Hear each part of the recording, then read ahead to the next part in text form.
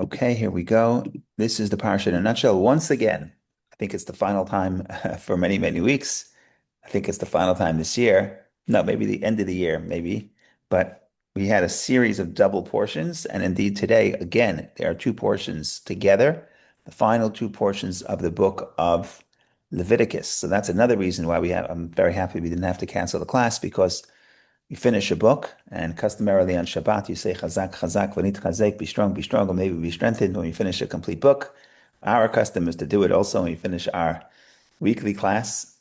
It used to be Thursday, now it's Tuesday. Okay, but either way, we say it, like to say it as well because we also have invested a lot of time and effort and energy and learning, and may we internalize everything we learned and have the strength to keep learning and keep growing. Because, like the Talmud says, righteous people never have menucha, never have a break. I hate to be the one to bear the bad news. You never have a break. We never stop growing, and therefore we need the strength to keep growing and keep climbing. So here we go. So there's two parshas, Behar, Bechukotai. The name of the parsha Behar means on Mount Sinai, so it's Behar in Mount or on Mount, and it's referring to Mount Sinai, and it's found in Leviticus chapter 25, verse 1. Fascinating parsha. The name of the second parsha Bechukotai means in my statutes, and is found in Leviticus 26:3. Okay. On the mountain of Sinai, God communicates to Moses the laws of the sabbatical year. Every seventh year, all work on the land should cease, and its produce becomes free for the taking for all man and beast. This applies specifically in the land of Israel. It's not an easy mitzvah to do, but it's a mitzvah that people keep till today. Various shapes and forms. Maybe we'll get into that. So that's the sabbatical year. Then you have seventh year. Sabbatical means no work. Okay. Sabbatical comes, by the way, the English word sabbatical comes from the word Shabbat. Shabbat is the seventh day. So seventh year. Seven sabbatical cycles are followed by a 50th year, the Jubilee, Yovel, the Jubilee, on which work on the land ceases. All indentured servants are set free, and all ancestral estates in the Holy Land that have been sold revert to their original owner. Absolutely fascinating system, economic system. We can get into that. But all servants go free. All land that you sell goes back to the original owner. There is no such thing as a long-term sale. There is no such thing as a sale, a complete sale in ancient Israel and biblical Israel. All you have is a long-term lease. How long? Up to 49 years. If the Jubilee is 2 years away, then it's only 2 years. So that's a fascinating system to think about. And of course, we have the verse that describes the liberty in the land. That's also on the Liberty Bell, taken from this week's Parsha. Okay, next. Um, where are we? And all reasons, okay, additional laws governing the sale of lands and the prohibitions against fraud and usury are also given. That's a understatement. There's a lot, great detail, which we could get into. We'll see what happens. So that is the first parsha. So that's sort of a lot about the economic system in the land of Israel with regarding to real estate, but not just real estate, also selling other matters, um, movable objects, and um, selling land, etc. Okay. Second portion. The second portion has some very difficult parts: blessing and rebuke, blessing and curse. But the good news about when it appears in this parsha, unlike when it appears at the end of the parsha, is that here the rebuke ends on a positive note. Some beautiful verses. Here we go. God promises that if the people of Israel will keep his commandments, they will enjoy material prosperity and dwell securely in their homeland. But he also delivers harsh rebuke, warning of the exile, persecution, and other evils that will befall them if they abandon their covenant with him. Nevertheless, and this is a quote from the end of the parish, from the end of the rebuke, even when they are in the land of their enemies, I will not cast them away, nor will I ever abhor them, to destroy them and to break my covenant with them, for I am the Lord their God. Meaning the covenant with God, between God and the people, the Jewish people, survives even the exile. Unlike many people who claim that if God exiled us from the land, that means God abandoned us and maybe found other people, and maybe there's found a different ways of connecting. No, the Torah says clearly that that God will not even when we violate the covenant, God does not break the covenant. The parsha concludes with the rules of how to calculate the values of different types of pledges made to God and the mitzvah of tithing produce and livestock. Now you can look at this and say this is very technical. What is it doing here? But if you think about this, if this is really at the end of the book, then maybe this tells you something about the theme of the entire book. And maybe this is a good book end for the book. And maybe if you want to understand the book end, you also have to have the other book end and look at the beginning and see what is the connection between the beginning of the book and the end of the book.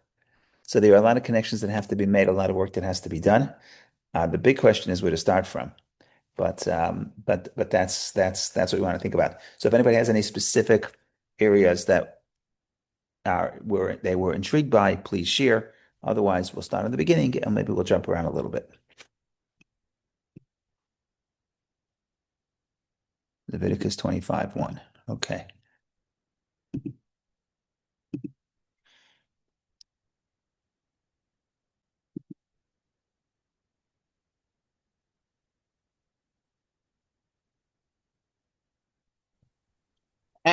Just a quick question while you're looking. Sure. The Sure. You said that in the seventh year we don't do work, or that that The work land isn't rests. The land will rest. Yeah. the land rests. But we have a concept of work, for Shabbat, 39 different principles broken into sub principles. Is there a principle as to what constitutes work Yes. in that? Yeah, over there the land will rest, and unlike Shabbat, where we have an oral tradition and it's alluded to in the verses, but it's an oral tradition that decides how do we define work, and that's based on anything that was done in the temple, categories of work that were done in the temple. Here, the categories of work are much more limited, specifically working the land, and even the working the land, at least biblically, the prohibitions are limited, and you'll see in the beginning of the parsha, the Torah spells out what you cannot do. So it's only these two examples and anything very similar to those examples. So it doesn't mean no work at all. And there's differences between different types of plants and how labor intensive the work is. And some things are only prohibited rabbinically and some biblically. But the short answer is that it's basically it's much more directed to actual um, planting and plowing and pruning and do things work that will help the crop flourish. Now, you are allowed to do things to maintain the crop, right? So we're not talking about grain. Grain you have to plant every year. But if you have an orchard or a vineyard where you don't really have to do work, the trees are there already and they're producing by themselves. So pruning will benefit the crop because there's less energy of the tree that goes to the fruit and instead it's going to the twigs. So that you're not supposed to do. But like everything else in Jewish law, there's parameters and there's definitions and certain things that you're allowed to do to maintain, right? Let's say you're living in Israel and it's a dry climate. And if you don't water the tree is going to die. Okay. So then that would be permitted because you're not really working the land, you're preserving the land. You're not trying to grow the crop, you're trying to just preserve. So the short answer is that it's much more limited than Shabbat. And we have to understand that Shabbat is on the person. I have to rest. So what does it mean I have to rest? So I have all different forms of labor. So there's different types of labor. So the prohibition is much more broad. But when it comes to the land of Israel, when it comes to the sabbatical year, it's not the person has to rest. That's not the definition. It's not the definition of the mitzvah. Definition of the mitzvah is that the land has to rest. The land has to rest. The land has to rest from doing what? From doing what it does. So working the land allows the land to rest. But the short answer is yes, there are far fewer prohibitions, but there is some, of course, as always in the Torah, even though in the Bible it seems black and white, but once you get to the rabbinic interpretation, there's a little bit of complexity, and the short answer is it depends. Okay, but if you want to see the verse I was talking about, you will see in verse. I open the screen and share the screen. Verse 1, 2, and 3. It's going to be in verse 2. I'm sorry, it's going to be in verse 4 and 5. So we'll read 5 verses. And the Lord spoke to Moses on Mount Sinai, saying, Speak to the children of Israel, and you shall say to them, When you come to the land that I am giving you, the land shall rest a Shabbat to the Lord. You may sow your field for 6 years, and for 6 years you may prune your vineyard and gather in its produce. But in the seventh year, and this is what? Ben wanted to say, what can't I do in the seventh year? The land shall have a complete rest, a Shabbat to the Lord. So the land rests. You see the definition. It doesn't say you shouldn't do labor. It says it next verse. But the starting point is the land has to rest. And therefore, as a result, you shall not sow your field, nor shall you prune your vineyard. You shall not reap the aftergrowth of your harvest, and you shall not pick the grapes you had set aside for yourself, for it shall be a year of rest for the land, and the produce of the Shabbat of the land shall be yours to eat for you, for your male and female slaves, and for your hired worker and resident who live with you. And all its produce may be eaten also by your domestic animals and by the beasts that are in your land. So this is a very interesting thing. But let's say you have a field, an orchard, and the orchard gives fruit every year. So you're not doing any work. The Torah says, yeah, you're allowed to benefit from that orchard, but you're not allowed to take exclusive ownership.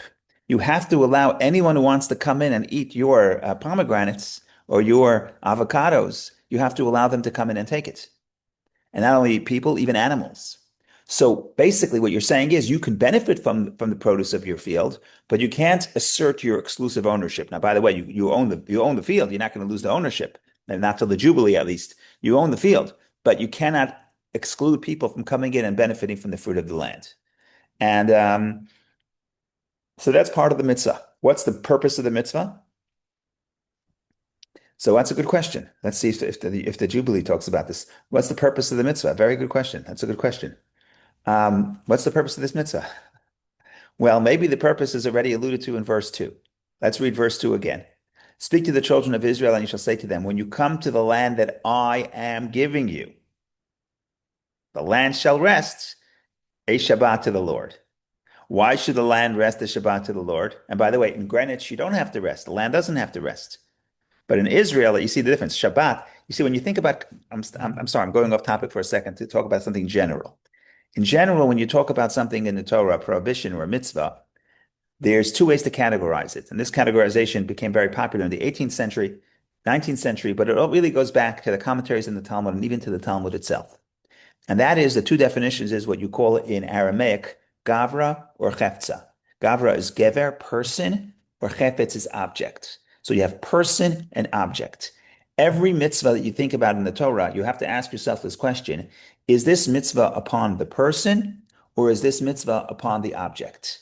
Now, sometimes it's one, sometimes it's the other, sometimes it's both. Okay?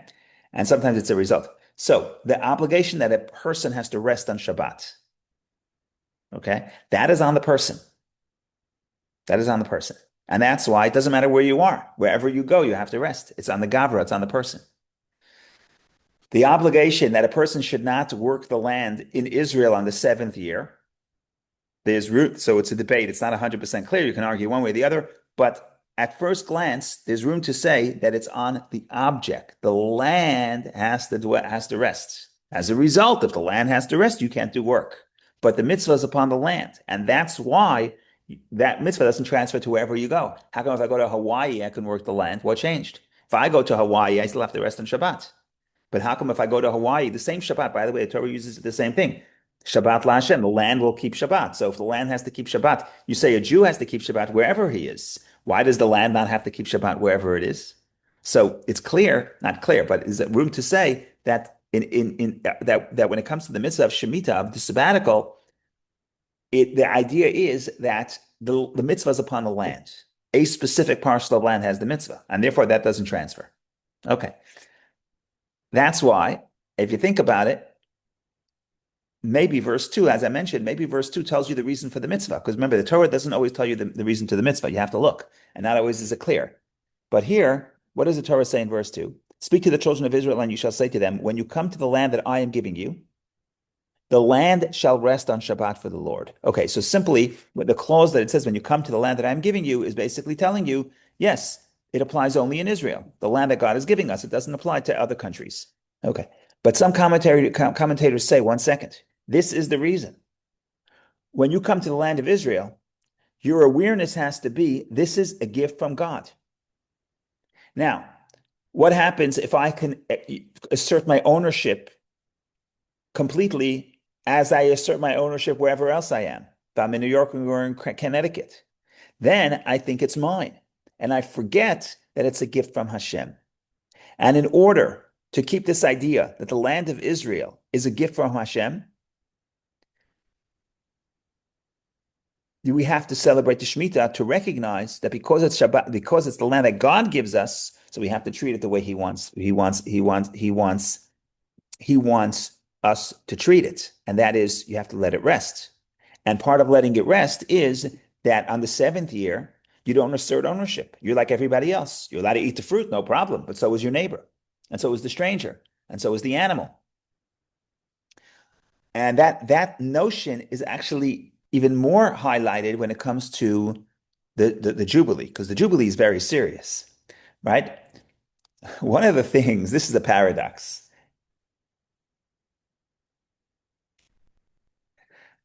This is a paradox. Um, Usually you think of ownership as I have the right, I have full rights on this land. Now, what happens if I tell you that you have all the rights of this land? I'm giving you the right. Let's say in a will. I'm not a lawyer, so I don't know. But let's say you give a will to somebody and say, I'm giving you this land, and I want you to have it forever. And the stipulation is you're not allowed to sell it. So is that more yours or less yours? Right? On one hand, you say, I can sell it, so it's mine. So it's always going to be mine. So it's more connected to me. But on the other hand, if you say you can't sell it, means you cannot assert ownership because ownership is you get to do with the land as you please, right? I own a pencil. I could sell my pencil. So I own it. I could write with it. I could sell it. I could put it on the market. I could do whatever I want. But if you tell me it's yours, but you cannot sell, so in a way, you're saying certain rights of ownership you do not have, right? Because it belongs not to you, to the guy who gave it to you. And he, in the stipulation, said in the title that you're never allowed to sell. And that's exactly what happens with the land of Israel. God is going to say in the parsha, Kili haaretz, the land is mine. If you're in Israel, your right to this land is based on the fact that it's the holy land. It belongs to God. And God gives it to you. And God gives it to you, to your tribe, or to you specifically. But part of that is it's not yours. And how does that express itself? Number one, that you cannot, that every seventh year you have to let the land rest and let everybody enjoy it. You can't assert ownership. And number two, you can't even get rid of it. You can get rid of it temporarily. You can sell it. You can long-term lease. Wonderful, mazel tov. But you cannot get rid of it because it is not yours. And that idea that we're in the land, it's the holy land. God gifted it to us, but it's God's gift and it remains God's land. That's the awareness that you have to have. Now, it's very important to have that in Israel, even more than in Greenwich. Why so? So there are different interpretations. The one interpretation is if you look at the first Rashi of the Torah, it's a fascinating thing. The Rebbe always spoke about the first Rashi. The first Rashi of the Torah says, in the beginning, God created the heavens and the earth. And the Medrash says, why do I have to tell me this? The chronicles of the history, who cares? The Torah is about lesson. Torah is about how to live a moral life. Why start with Genesis? Start Exodus chapter 12 when it says the first mitzvah. And Rashi says, like in the Medrash, Rashi quotes the Medrash that says, look, what's going to happen is like this. People are going to tell the Jews that you are thieves because you conquered the land of Israel. Who gives you the right to leave Egypt and conquer the land of Israel and take it away from the natives? And what are we going to say? We're going to say our right to the Israelites because God created the entire world. And the entire world is his. And he gave it to the native tribes that were living in Israel at the time, native nations. But God's will, God took it away from them and gave it to us. In other words, our title to the land of Israel is predicated on the fact that God gave it to us. If not, what are you doing in the Middle East? Go somewhere else, right? So if you're living in Israel, you can only live in Israel with the awareness and the recognition that the land belongs to God, and I get to God gifted it to me, but there's stipulations. The stipulation is it's yours, but you can't sell it. I mean, it's going to come back to you, right? It's going to come back to you. So that's one thing. Another thing is if you look at the second parsha, connecting the beginning, the first parsha and the second parsha, the rebuke, here the Torah says, it doesn't say it explicitly, because at the beginning it says if you don't follow the commandments, you'll be exiled. But as the rebuke continues, and it's a little bit harsh, so I don't know if you want to read everything here on a beautiful Tuesday afternoon, which is Lag BaOmer. But we're going to show you how to read it in a positive way because we're mystics, and especially on Lag BaOmer, we're mystics, so we have no problem. But either way, toward the end of that parsha, it talks about the fact that the Jewish people will be exiled, and it's speaking specifically about the exile after the first destruction of the temple, when the Jews were exiled for 70 years. And the sages do the math and they say, well, the verse says, when you will be exiled, the land will rest to pay for all those shmitas, the sabbaticals that you didn't rest when you were on the land. In other words, very quickly, it's a very hard mitzvah to keep. And at some point, the Jews stopped keeping it. And then what? And then the Torah says, well, if you don't listen to the commandments, you'll be exiled. Terrible things would happen. But then it says, and then when we're exiled, the land will rest instead of the resting which it should have done when you were on the land.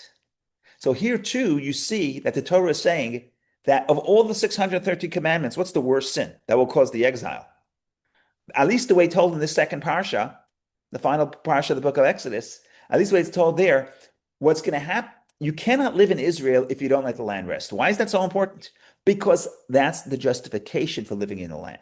You live in the land, which is God's gift. You must have the awareness that it belongs to God. And if you convince yourself and you delude yourself to say, I'm here by my own might and my own strength and asserting my own ownership, that doesn't work. It can work in other places in the world, but it cannot work in the Holy Land because the Holy Land is a place where you have to have the awareness that that the land belongs to God Himself.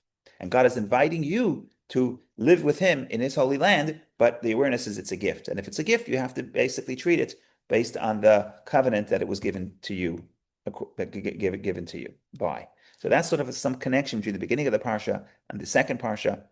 And of course, there's a lot more to say, but that's a starting point.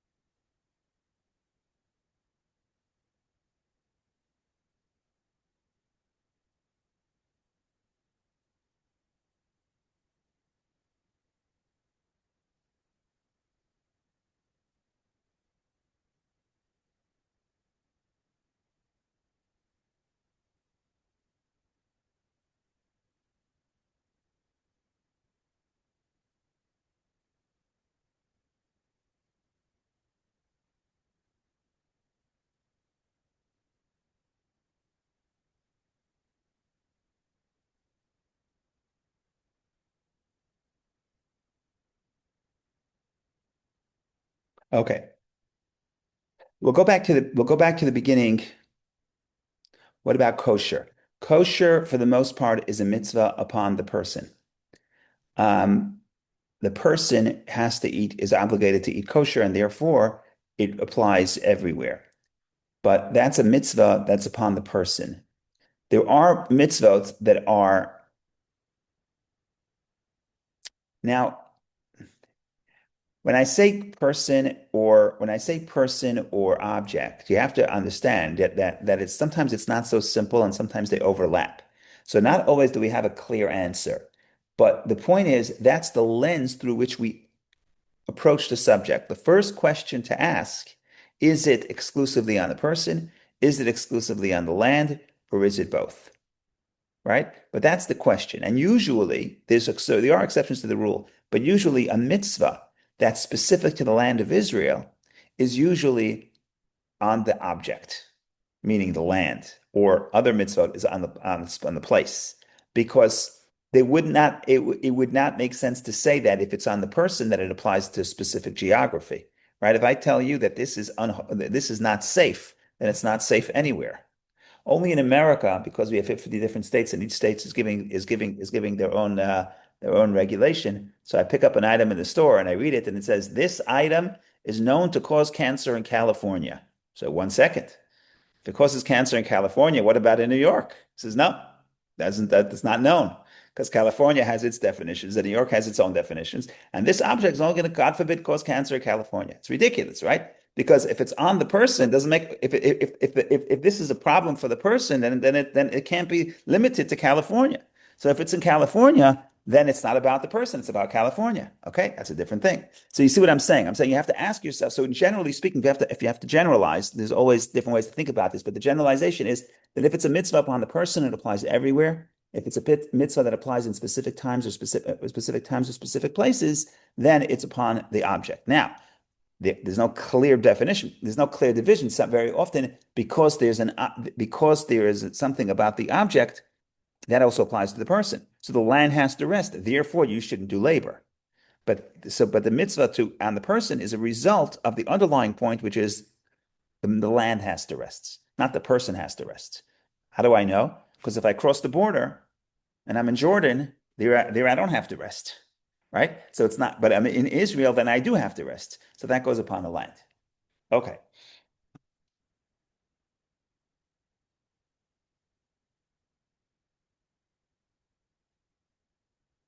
Okay, I'm just going to open up. I'm going to open the parsha in the beginning again, the beginning of the parsha. I'm going to say one more thing on the beginning of the parsha, and then we'll see where we go from there.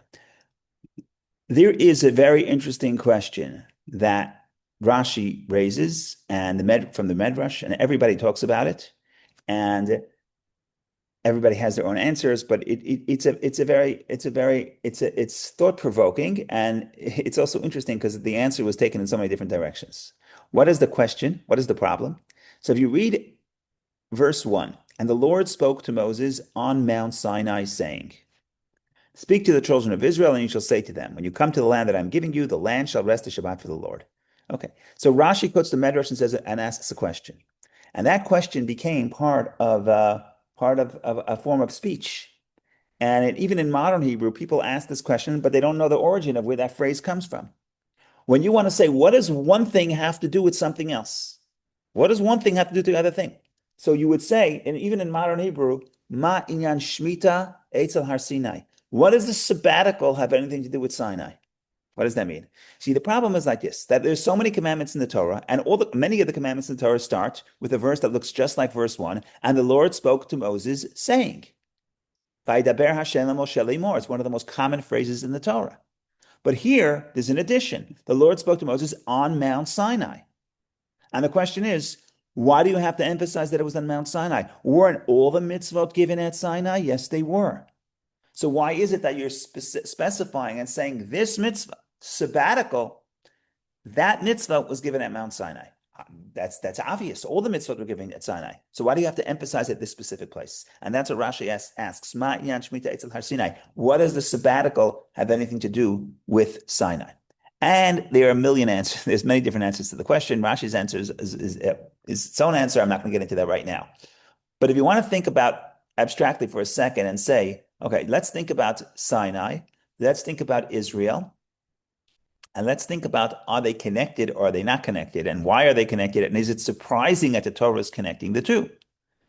So, on one hand, you could say Sinai and Israel are in a way are opposite. Why? Think about the state of the mind of the Jewish people when they were at Sinai. They're in the desert. You can't do any agriculture. There are no distractions. Can't go to the movies. There's no Wi-Fi. You can't work the field. It's just this place that is conducive to spirituality because there is no civilization. And in fact, the Medrash talks about how the Torah was specifically given to the people who ate the manna, meaning they were in the desert, they didn't have to go to work, and they could spend the time studying Torah. And indeed, the first generation that died in the desert, it was unfortunate that they didn't go into the land of Israel. But there are many sources that explain that they really lived a life of spiritual bliss. So Sinai is spiritual reality, spiritual bliss. You're separated from civilization. You're separated from the pressures of living in the world and creating agriculture. And what is Israel? What is when you come to the land of Israel? Land of Israel is you have to plow the earth. That takes a lot of effort. And once you have to plow and plant and earn a living, there are a lot of, in other words, there are pressures of capitalism. And the pressures of capitalism lead you to places that are less than ideal. And that's why if you read about the Parsha, we're not going to have time to get into it, but the Torah describes, and what happens if someone gets so poor and they have to sell their plot of land? And what happens if they're so poor and they have to sell themselves? In other words, a lot of capitalism is, in a way, survival of the fittest, and there are people stronger and weaker, and sometimes the stronger take advantage of the weak. And then we have to figure out how to create a society that, on one hand, allows for um, private property and allows for the capitalism. On the other hand, will maintain and protect the other values of Judaism, which is the idea. I don't know that equality is the right word, but the idea that every person should be connected to the land and every person should be able to be self-sufficient. And we have to balance. And this parsha is an attempt to balance between those two values. But the point I'm trying to say is that when you go into the land of Israel and you're invested in agriculture, you're very different than the mind frame of Sinai. You are now investing yourself in a system where you have certain pressures and economic pressures, and the economic pressure is also sometimes even to take advantage of other people as much as possible till they quit. So you're getting into a situation where it's very different than Sinai. So now let's read Rashi's question. What you're telling me how to live my life in Israel? What does that have to do with Sinai? What's the answer? The answer is the whole purpose of Sinai is to see how you can live in the land of Israel, right? The values of the Torah is could you live in the land? Could you invest yourself in agriculture? Could you try to succeed in the material sense and nevertheless remember that you stood at Sinai? Remember that you have a covenant with God. Remember that the land itself is holy and therefore you have to treat it with sanctity. Remember that other people also deserve dignity, even if they're poor and even if they're disadvantaged. So they look like two different themes. Shemitah, Sinai, where you're separated from the worldly matters, and the land of Israel when you're invested in agriculture. And they said, why would you connect the two? And the answer is the whole point is to connect the two. The whole point of the Torah is to connect the two. And that's why even though when you read this parsha, it looks like we're spiraling, we're talking about people who there are pressures that encourage people to take advantage of other people. That's very different than the serenity of Sinai. But that's what the parsha is here to tell you. The parsha is here to tell you, could you live the values of Sinai when you're in Israel? Could you live the values of Sinai when you're in the material world? And that is what the parsha is doing. And if you want to get into the systems, specifics of how the Torah is trying to support both of these, we can elaborate upon that. But maybe we'll do that for another time because we're going to try to stay bird's eye view today, especially because I want to do a little bit of the Zohar on the second parsha on the rebuke, and I also want to talk about the end of the parsha and the bookends of the book. So we have a lot of work, not that much time.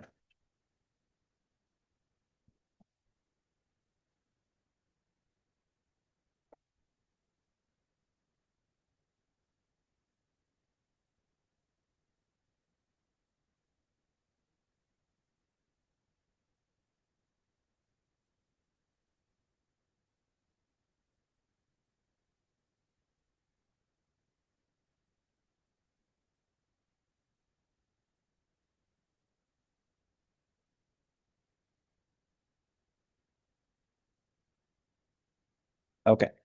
So we're going to go to the second parsha a little bit, and I'm going to share the screen. And this is the first parsha about the real estate, about everything. Okay, good. Um, Second parsha. Second parsha. The beginning is beautiful.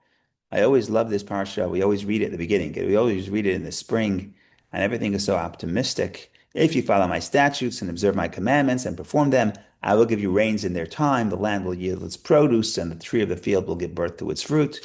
Your threshing will last until the vintage, and the vintage will last until the sowing. You will eat your food to satiety, and you will live in security in the land. I will grant peace in the land, and you will lie down with no one to frighten you. I will remove wild beasts from the land, and no army will pass through your land. You will pursue your enemies, and they will fall by the sword before you. 5 of you will pursue 100, and 100 of you will pursue 10,000, and your enemies will fall by the sword before you. I will turn toward you. I will make you fruitful and increase you, and I will set up my covenant with you.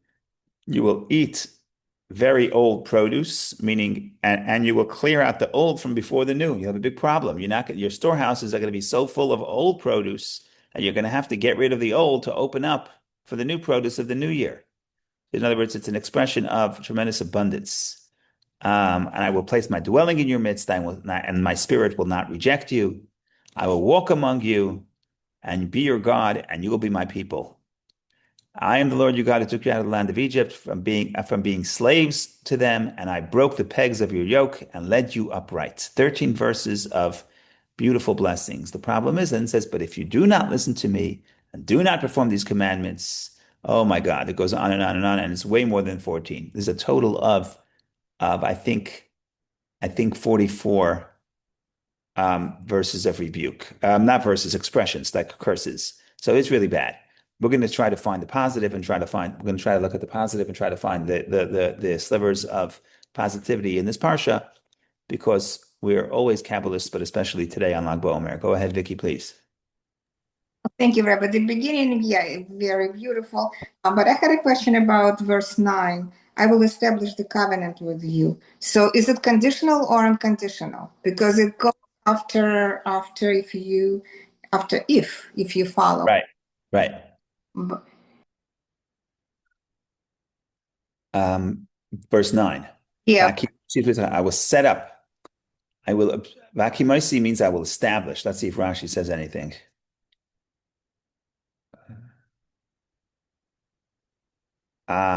Whew. Huh, very interesting, Rashi. Wow. I have to think about this. I will set up my covenant with you, says Rashi. You see, the problem is Vakimaisi. What do you mean? We already have a covenant at Sinai. What does this verse mean? So what does Rashi say? I mean, I read this many times, but never clicked. A new covenant, not like the first covenant which you broke, but a new covenant which will not be broken. As it is said, I will form a new covenant with the house of Israel and with the house of Judah, not like the covenant that I formed with their forefathers that they broke. This is Jeremiah. In other words, the covenant, it seems to be saying that the covenant that we have with God, we broke the covenant. And if we follow the commandments, there'll be a new covenant that will not be broken. I'm not sure I understand exactly what that means, but let's go to your order. Yeah. Go ahead.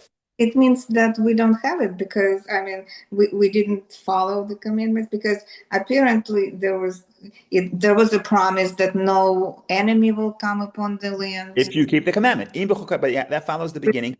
But God kept his side of the deal, right? The side of the deal is that if you look at the beginning, where are we? If you look at the beginning of verse one, verse 3, this is all dependent. If, verse 3, if you follow my statutes and observe my commandments and perform them, I will give you rain. So we know that didn't happen. We know that people served idols. We know that people didn't keep the Shemitah. So that's part of the deal. It's the fine print. So the so your broader question is the what happened is the covenant conditional? As I see is what I hear you asking. So covenant that we had before is unconditional, but the second one that should Okay. have said Okay. It if doesn't say it's unconditional. It says we will not break it. The first one we break. The second one we will not break. But that's only on our side. What about God's side? So here's the problem with the word. Okay. We have to introduce the verse that was in the nutshell. But look what happens. Now you would think after all these curses, you would think basically God says he's gonna rebuke, he's gonna almost like God will walk with us and carries happenstance by chance. In other words, God will almost like remove his providence and then leave us to chance. Now, it doesn't mean that he will leave us to chance. It means that it will appear like he's leaving us to chance. But either way, terrible rebuke, terrible rebuke. But what happens at the end? So you would think that, okay, we're done. The deal is done. Now it's very strange because you get to verse 42. And I will remember my covenant with Jacob, also my covenant with Isaac, and also my covenant with Abraham. I will remember, and I will remember the lands. Then verse 43 again talks about the lands. And then verse 44 is the verse that was in the nutshell, very powerful verse, and basically says that this is unconditional. What does it say? But despite all this, while they are in the land of their enemies, so in other words, they were exiled from the land because they didn't keep the covenant. So they're in the land of their enemies. So he says, I will not despise them.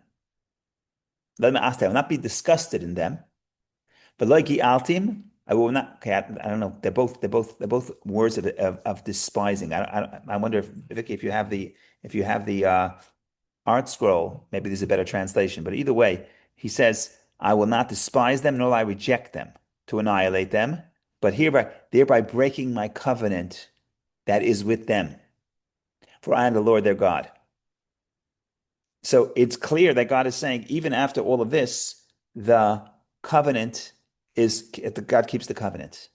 And this is a very important verse to understand because, as I alluded to before, that's what all the other faiths that came around after Judaism, Christianity, and Islam, all they all said is the same thing, that God violated the covenant, that you violated the covenant, and therefore you're no longer the chosen people, and therefore you should join us because we're more powerful. And if we're powerful and we're the oppressor, obviously God is on our side. And if we are Jewish today, it's because we took this message to heart and we understood and we believed that the exile is not a proof that the covenant has been nullified. To the contrary, this is the verse clearly states that despite the exile, the covenant has not been nullified. Okay? So when you say covenant, it sounds so covenant means there's a deal. If I keep the deal, I get the land of Israel. If I don't keep the deal, I'm rejected from that land of Israel. But how do I understand that rejection? Right? You could say, now there's no deal. Or you could say, no, that's the terms of the deal, but the deal still stands. Right? So if somebody says, a parent tells a child, if you do this, this will be a consequence. So what does the consequence mean? The consequence means that the parent doesn't care about me? No, the consequence means the parent does care about you. Right? So when you say has the covenant been nullified? We violate the covenant means we violate the details of the covenant. Um, but but um, but but the covenant still stands. So that's the way you read the verse. Now we're going to read that same verse and read it from the lens of the Zohar, the way Rabbi Shimon Bar Yochai reads it. And this, if I was a little bit more poetic, I would make a big deal about this because this is super romantic, and this is absolutely very beautiful. So when you think about a marriage, you could think about marriage as, is a marriage unconditional? Not really, right? The whole idea of marriage is that you go into this, it's not like a biological connection, which you could never sever the biological tie. I could not speak to my grandmother, but she's still my grandmother, right? You can't sever that. But a marriage is something that strangers are coming together, creating a covenant. And just like it could be formed, it could be dissolved, and sometimes it should be dissolved, and sometimes it's an obligation to dissolve it, and sometimes it's a mitzvah to dissolve it, right? So I wouldn't say marriage is unconditional. I would say it's a brit, it's a covenant, and the covenant is if you keep your part, if you're loyal, then I'm loyal. If you do this, I do that. You keep your obligations, I keep my obligations, and that's a marriage, and that's wonderful. But on the other hand, the problem is if you think about marriage like that, it becomes much more of like it's transactional. It's like a business deal. Well, if I take out the garbage, you'll make dinner. Okay, you make dinner, I'll wash the dishes. So it's just transactional. And on one hand, that's what marriage is. But certainly for the romantic soul, that's marriage is much more than that. It's a spiritual connection. It's a connection of love. So where's that expressed in the bond between in the covenant, because it's a covenantal connection. Where's the love in that arrangement? So there's a very beautiful piece of Zohar that I'm holding in my hand right over here, and I'm going to try to read it because it's Aramaic, and it's absolutely beautiful. It's unbelievable.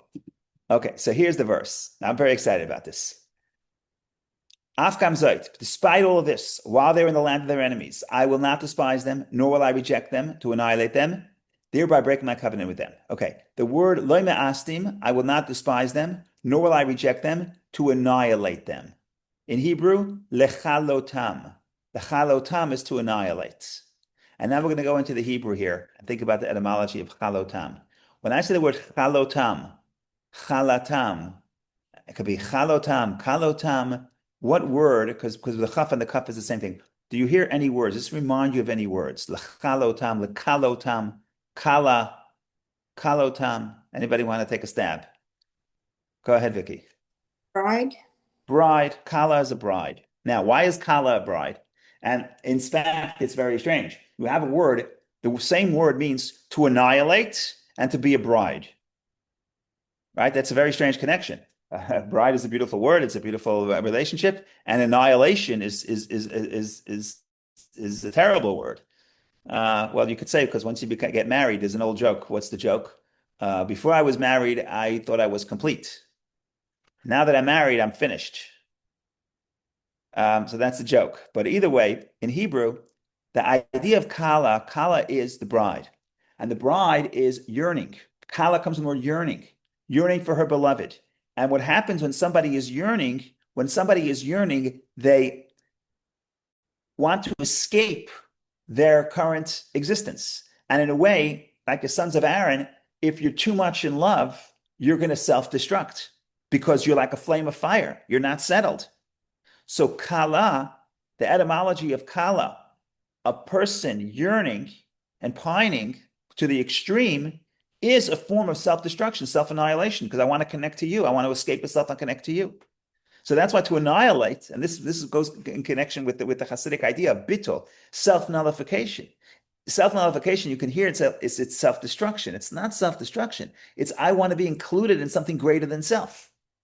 So in a way, I'm annihilating myself. I'm annihilating my sense of my separate self. So annihilation and bride is the same word. Says Rabbi Shimon, I'm quoting the Zohar. So God says, even when all this, despite all the exile and all the punishment, etc., then I'm not disgusted by them. Why? Why not? Says the Zohar. Begin the chavivuta de nafshay benayu. The love of my soul is amongst them, and therefore my love is amongst them. And this is what the verse says, lechalotam. And here the Zohar makes a beautiful observation that I would never think of.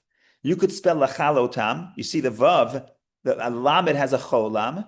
So you could the one way to spell it, if you spell it fully, if you spell it out, there should be a vav, a letter vav as a cholam between, as the vowel between the lamed and the taf. It would be lachal lo tam with a vav. If you put that vav in, you cannot get the word kala. But now that the vav is not there, this word could be spelled lekalatam. Lekalatam, they are my bride. So why am I not disgusted in them? How did I would not despise them? Why are we not despised? And why doesn't God reject us? He said, because he has a covenant. The Zohar says, no, no, no. He happens to have a covenant, but that's not the point. The point is, he loves them so much. And the Zohar brings an example. He says, the Barnash, what happens if there's a man? He loves a woman, and she dwells in the tanner's market. I would never saw when they tanned when they worked the leather, but in the Talmud, the example of something that has a terrible smell is a tanner's market. The Talmud says, the world needs a spice merchant and the world needs a tanner, but you'd rather be a spice merchant. You need everything, but you'd rather be a spice. And so the two extremes is a spice merchant is on one extreme, and the tanner, someone who works with hide and leather, makes leather, is the other extreme. So it's the worst possible foul smell. So the Zohar says, imagine a person who loves a woman. She happens to be in the tanner's market. If she was not there, he would never go there. Because she is there, in his eyes, it's just like a market of spices. All the good spices are present there. And same thing here. It says, God says he will not despise us when we're in the land of our enemies. God wouldn't go to the land of enemies. Why? God would rather be in Jerusalem. Why should he go to the land of the enemies? But because his beloved wife is there, beloved woman is there, she's the Kala, he doesn't see it as a land of enemies. It's not it's not disgusting. It is a place of spices. So what does the Zohar say? The Zohar says one of the verses in the most difficult parsha and say, yes, all this is bad. It's not objectively. This is not a spice market. This is not a spice merchant. Objectively, this is a tanner's market. And this woman or this person is less than perfect. This person is not keeping up to their part of the covenant. But if you're in love, then despite the fact that the deal has to be kept, so God has to discipline us or remove us from the land, whatever the case is, but don't take that to mean not just that the covenant is in play, but the love is in play. And the way God sees us, God sees the kala, God sees the bride. He doesn't see the tanner's market. And that's how a marriage should be. A relationship should be. On one hand, yes, it's the brit. There's a conditional. You do this, you do that. But what happens? How do you see the person when the person doesn't completely keep that part of the deal? Is it just a covenant, or is it a covenant but also has the element of love? Again, of course, when it's possible. If it's not possible, then there's the divorce is the mitzvah, like I said. But even when it's a covenant, when the covenant stands, it's not just a transaction, which that's what a covenant is. You do your part, I do my part, but it's a transaction between a person who's in love. And when a person is in love, there's no such thing as despising. You can't despise. Imagine the person making a deal. You do this, you do that. You forgot to do your part. If I despise you, then there's no love. If I see the love, even when the covenant is broken, that's what the Zohar says. Then it's not a tanner's market. It's a place of spices. So I think you can't get more romantic than this. And that's Reb Shimon. And even in the Gullus, even in what appears to be exile and rejection and pain, Rabbi Shimon says, and Rabbi Shimon lived in a very difficult time with Roman persecution. He didn't have an easy life. But the point is, he saw even the exile, he looked beneath the surface and he saw the inner connection, and he saw that God views the Jewish people as the Kala, as the woman who is yearning and longing and pining to the point of destruction of self, lechalotam, the destruction, annihilation of separate sense of self. So that's it for today. We're going to take Vicky's question, but before we take Vicky's question, we'll do the custom. We'll read the last verse and we'll say chazak chazak because that is the custom, and then we'll take Vicky's question. This is the final verse of the book of Leviticus, chapter chapter, what are we? Chapter 27, verse 34. These are the commandments that the Lord commanded Moses to tell the children of Israel on Mount Sinai. Chazak, chazak, v'nit chazek. Be strong, and may we be strengthened. Amen. Go ahead, Vicky, please. Well, thank you so much, Rabbi. It's whether it's a Lag BaOmer or your beautiful It's good a whole year. It's good a whole year, but especially on Lag BaOmer. Yeah. right. But I like the Zohar's explanation much better than Rashi's because maybe the covenant is broken, but the love is unconditional. It's really, really poetic, uplifting, and Yes. inspiring. Yes. Not just that the way the Zohar describes it is a real romantic. In his mind, it's a spice market. She's there. It's a spice market. You say, don't you smell the smells? Of course, he doesn't even smell the smells. He's not saying, I have to force myself to be here. If you're really in love, you don't have to force yourself to be in a tanner's market because the tanner's market is no longer a tanner's market. It's a market of spices. Okay, beautiful. I can't say anything better than that. So we reached the ultimate. Okay.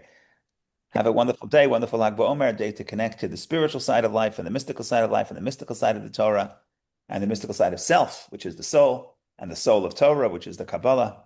So thank you all for joining. Have a wonderful day. Thank you, Rabbi. Thank you.